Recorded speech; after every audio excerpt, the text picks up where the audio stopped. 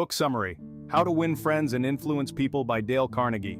Ever wonder how some people seem to magnetize others towards them effortlessly? If you've ever found yourself pondering this question, you're certainly not alone.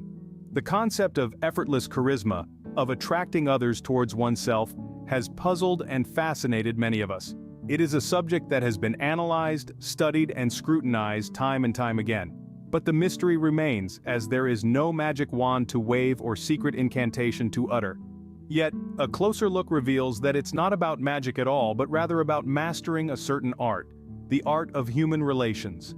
Understanding human relations is akin to understanding the intricate web of human emotions, actions, reactions. It's about understanding how to engage with others in a meaningful and impactful way. It's about comprehending the complexity of human behavior, about learning to appreciate the subtle nuances of human interaction, and about developing the ability to adjust one's own behavior to best fit each unique situation. And what better way to learn about mastering human relations than studying the wisdom of someone who has delved deep into this very subject? Today we're exploring a book that's been lauded time and again for its profound insights on human interactions. How to Win Friends and Influence People by Dale Carnegie. Dale Carnegie, writer and lecturer, created this book as a guide to better human relations. First published in the 1930s, this book was groundbreaking in its approach. Carnegie was one of the first to emphasize the importance of emotional intelligence, of understanding and managing your own emotions in a way that they influence interpersonal relationships positively. Over the decades, the world has seen numerous changes, technological advancements, societal shifts, and yet, Carnegie's teachings hold as much relevance today as they did back then. His words, encapsulating the core of human nature, still ring true, making this timeless classic a must-read for anyone seeking to improve their interpersonal skills. How to Win Friends and Influence People is much more than a mere guide to winning friends or influencing people. It's a comprehensive exploration into the depths of human nature, a textbook that teaches us how to foster positive relationships, and an instruction manual that arms us with the tools to effectively communicate our ideas. In this intricate dance of human interactions, Carnegie provides us with a roadmap. His wisdom guides us in navigating the complex terrain of human interactions in a world where social skills are more important than ever. The book takes us on a journey through the world of people, their reactions, their motivations, and their responses. It dives into the psychology of human beings and provides a lens through which we can understand the world around us better. The book isn't just for a specific demographic. It isn't just for business professionals or students or leaders. It's a resource for everyone. In fact, it's a treasure trove of wisdom that transcends age, profession, and societal status. It's a book that promises to add value to anyone who reads it, regardless of where they are in life. Whether you're a student navigating the challenges of academia, a professional seeking to excel in your career, or just someone looking to improve your relationships and understand people better, this book has something for everyone. So come join us on this enlightening journey. Let's dive in together, exploring the wisdom that Dale Carnegie has to offer. Let's learn, let's grow, let's understand human nature better. The world of human interactions awaits us, its complexities ready to be unraveled, its nuances ready to be understood. And remember, the journey to mastering human relations starts with a single step. We invite you to take that step with us as we delve into this timeless classic. Dive in with us as we explore Carnegie's timeless wisdom. Scene script. Let's begin with the understanding of fundamental techniques in handling people. Imagine a world where everyone you meet is a potential friend, a collaborator, a mentor. A world where every interaction is a door to a world of opportunities. This world exists, and the key to unlocking it lies in mastering the art of handling people. Firstly, let's delve into the principle of not criticizing, condemning, or complaining. It's easy to fall into the trap of negativity, to point out faults, to complain. But let's be honest, nobody likes to be on the receiving end of that. Instead, try to understand the other person's perspective. Adopt a positive, solution-oriented approach. Remember, every time you hold your tongue from criticism, you are not only avoiding a potential conflict, but also opening up a channel for constructive dialogue. The second principle is to give honest and sincere appreciation. The operative words here are honest and sincere. We all have a radar for insincerity. A compliment that is not genuine can be spotted a mile away, and it does more harm than good. So when you appreciate someone, mean it. Find something you genuinely admire about them and let them know. It's amazing how a few honest words of appreciation can make someone's day and win their goodwill. Lastly, but certainly not least, arouse in the other person an eager want. This is the cornerstone of influence. The trick is to frame your ideas in a way that they align with the other person's interests. Show them how your proposal can benefit them. It's not about manipulation, but about creating a win-win situation. When people see a personal benefit, they are more likely to be enthusiastic and cooperative.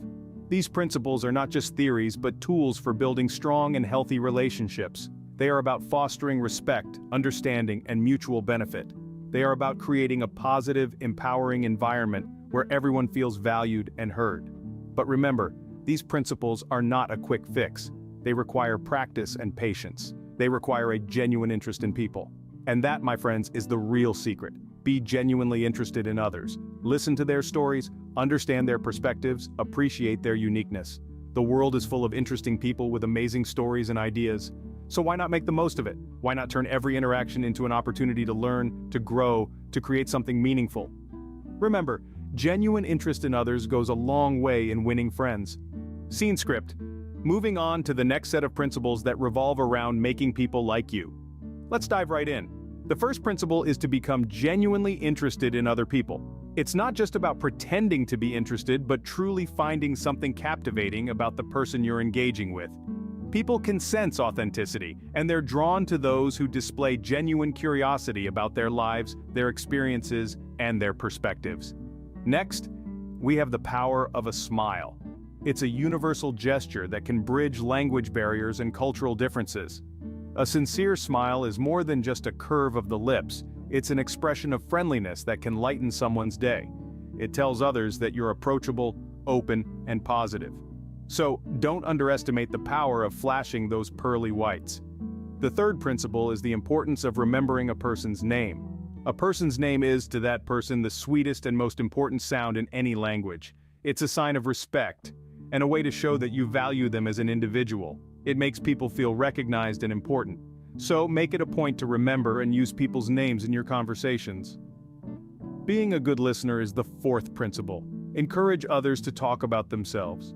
People love to share their stories, their ideas, and their passions. By listening attentively, you're not only learning more about them, but you're also showing that you value what they have to say. It's a simple yet effective way to foster a deeper connection. The fifth principle is to talk in terms of the other person's interests. Find common ground or learn about what excites them. This makes the conversation more enjoyable for them and shows that you're not just focused on your own interests. Lastly, make the other person feel important. And do it sincerely. Recognize their achievements, appreciate their efforts, and respect their opinions. This boosts their self-esteem and makes them feel valued. It's a powerful way to win their goodwill and build a meaningful relationship. In summary, these 6 principles center on valuing others and making them feel important. They may seem simple, but they're highly effective. By becoming genuinely interested in people, smiling, remembering their names, being a good listener, talking in terms of their interests, and making them feel important, you can make people like you. These principles are not about manipulating others into liking you, but about building genuine connections based on respect and understanding. They require empathy, sincerity, and a genuine interest in people. Implementing these principles in your interactions will not only make people like you, but also foster deeper, more meaningful relationships. The essence of this is to value others and make them feel important. Now, let's delve into the art of winning people to your way of thinking. As we wander through this journey of life, we often find ourselves in situations where we need to convince others of our point of view. Whether it's at home with our families, at work with our colleagues, or even in our social circles, it's a skill that comes in handy in numerous ways. But how do we do it effectively, without coming across as manipulative or self-serving? Well, let's explore 12 principles that can guide us in this endeavor. First and foremost, we must always show respect for other people's opinions. Even if we disagree vehemently, it's crucial to remember that everyone is entitled to their own beliefs and perspectives. By showing respect, we create a comfortable environment for open and honest discussion. Next, we have the principle of never saying, "You're wrong." It sounds counterintuitive, doesn't it? But consider this. When we tell someone they're wrong, we immediately put them on the defensive. Instead, try to understand their point of view and find common ground. This leads to more productive conversations. The third principle urges us to admit when we're wrong. We're all human, and we all make mistakes. When we admit our errors, we show our humility and willingness to learn. This authenticity often leads to increased respect and understanding from others. Fourth, begin your discussions in a friendly way. Friendliness begets friendliness. When we approach others with kindness and genuine interest, they're more likely to be receptive to what we have to say. Moving on to the fifth principle, get the other person saying yes, yes early on. Start with points on which you agree to establish a pattern of positivity and agreement, which then makes it easier to introduce new ideas or perspectives. The sixth principle encourages us to let the other person do a great deal of the talking. People enjoy talking about themselves and their ideas. By listening, we show that we value their thoughts, which in turn makes them more open to ours. For the seventh principle, let the other person feel that the idea is his or hers. People are more likely to accept an idea if they feel a sense of ownership over it. So, guide the conversation in such a way that they arrive at your idea on their own. The eighth principle is to try honestly to see things from the other person's point of view. By putting ourselves in their shoes, we can better understand their concerns, fears, and desires, which can help us to frame our ideas in a way that resonates with them. Next, be sympathetic with the other person's ideas and desires. This ninth principle is all about empathy. When people feel understood, they're more likely to consider your perspective. The 10th principle is to appeal to nobler motives. People like to think of themselves as noble and good. If we can show how our ideas align with these self-perceptions, we're more likely to win them over. The 11th principle is to dramatize your ideas. Stories, metaphors, and vivid examples can make your ideas more engaging and easier to understand. Finally, the 12th principle is to throw down a challenge. People are often motivated by a sense of achievement. By presenting your idea as a challenge, you can inspire them to take action. Winning people over is not about manipulation, but about understanding and respecting their perspective. So remember, the next time you find yourself trying to convince someone of something, apply these principles. You might be surprised by the results. Finally, let's explore Carnegie's advice on leadership. As we delve into this final section of our summary, we find ourselves in the realm of change. Not just any change, but change that is respectful, considerate, and welcomed. The first principle Carnegie suggests is to begin with praise and honest appreciation. It's a simple, yet powerful idea. We all crave recognition and appreciation for our efforts. So when we start our interaction with genuine praise, it sets a positive tone and makes the other person more receptive to what we have to say. The second principle is to call attention to people's mistakes indirectly. No one likes to be told they're wrong, and doing so can often lead to resentment. Thus, Carnegie recommends subtly pointing out mistakes. This could be as simple as saying, "I'm sure it was an oversight," or "You probably didn't realize." Next, Carnegie advises talking about your own mistakes before criticizing the other person. It's all about leveling the playing field and showing empathy. By demonstrating that you too are fallible, you make the other person feel less defensive and more open to your feedback. The fourth principle is to ask questions instead of giving direct orders. No one likes to be ordered around. So, instead of saying "do this," ask, "Do you think this would work?" It's a simple change in approach that can make a world of difference in how your suggestions are received. Carnegie's fifth principle is to let the other person save face. This means allowing them to correct their mistakes without feeling embarrassed or belittled. It's about preserving their dignity and showing them respect, even when they've made a mistake. The sixth principle is to praise every improvement, no matter how small it may seem. A word of recognition can be incredibly motivating and can encourage continued effort and improvement. It's about cultivating an environment where progress, however incremental, is celebrated. Next, Carnegie suggests giving the other person a fine reputation to live up to. By expressing your belief in their abilities and potential, you inspire them to strive to meet your expectations. It's a powerful way of bringing out the best in people. The eighth principle is to use encouragement and make the faults seem easy to correct. It's about focusing on the potential for improvement, rather than dwelling on the mistakes. By showing confidence in their ability to change, you foster a positive, can-do attitude. The final principle is to make the other person happy about doing what you suggest. This can be achieved by showing them the benefits they'll gain, or by making the task seem appealing and enjoyable. If people see a personal advantage in doing something, they are far more likely to do it willingly and enthusiastically. In essence, Carnegie's approach to leadership and change is rooted in empathy, respect, and positivity. It's about understanding the other person's perspective, treating them with dignity, and motivating them through positive reinforcement. It's not about exerting power or control, but about inspiring people to want to change and grow. These principles are not just applicable in a leadership role at work, but also in our personal relationships. They teach us how to communicate effectively, how to inspire others, and how to foster positive change. So the next time you're faced with a situation where you need to influence change, remember Carnegie's advice. Begin with praise and honest appreciation. Call attention to mistakes indirectly. Talk about your own mistakes first. Ask questions instead of giving direct orders. Let the other person save face. Praise every improvement. Give them a fine reputation to live up to. Use encouragement and make them happy about doing what you suggest. And remember, true leadership involves understanding, respect, and encouragement. As we conclude, let's recap the key points from Carnegie's wisdom. Starting with the fundamental techniques in handling people, we've learned that it's essential to avoid criticism, condemnation, or complaints. People are driven by a deep desire to feel important, and criticism kills this motivation, often causing resentment. Instead, we should seek to understand and validate their feelings, which fosters a sense of importance and value. Then, we explored the ways to make people like you.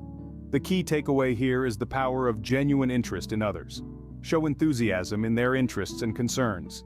Smile, remember their name, and listen attentively to their stories. It's not about pretending, but cultivating genuine interest and empathy. Moving on to the methods of winning people to your way of thinking, it's clear that arguments are futile and often counterproductive. Instead, respect their opinions, admit your mistakes quickly, and let the other person feel the idea is theirs. This approach is not about manipulation, but fostering an environment of mutual respect and understanding. In the segment on how to change people without giving offense or arousing resentment, we've learned that people are more likely to change their behavior if they are encouraged, appreciated, and involved in the process of change. Appeal to their nobler motives, make them happy about doing what you suggest, and they will be more likely to comply. Let's emphasize the importance of genuine interest, respect, understanding, and appreciation in our interactions. These principles are not about manipulation, but about fostering positive relationships based on mutual respect and understanding.